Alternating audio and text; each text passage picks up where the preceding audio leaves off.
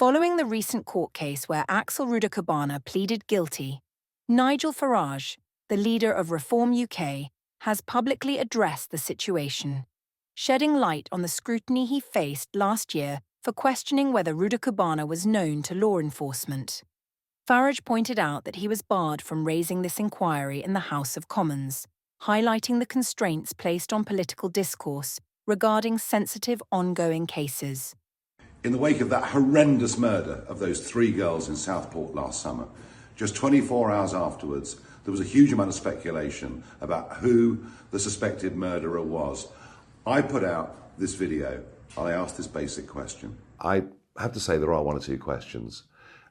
Was this guy being monitored by the security services? Some reports say he was, others less sure. I just wonder whether the truth is being withheld from us. I don't know the answer to that, but I think it is a fair and legitimate question. So I asked the question, was he known to the authorities? No answer came from the police. No answer came from the Prime Minister. No answer came from the Home Secretary.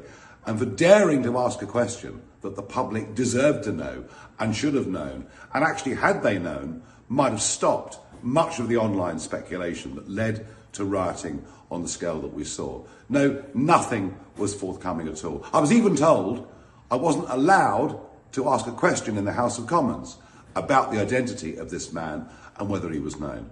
Well, I was right all along. 3 times this young man was given to prevent.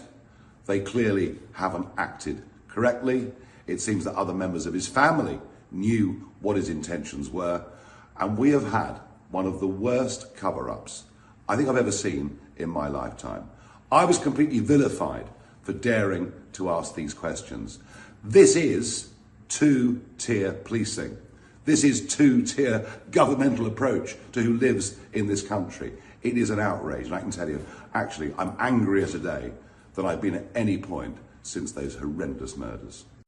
Farage's insistence on transparency has now been vindicated with revelations that Rudakubana had indeed been on the radar of the authorities.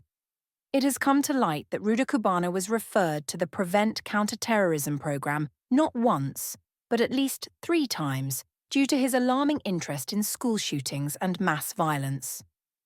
These referrals occurred over several years, indicating a pattern of concerning behaviour that was monitored but not publicly disclosed until now.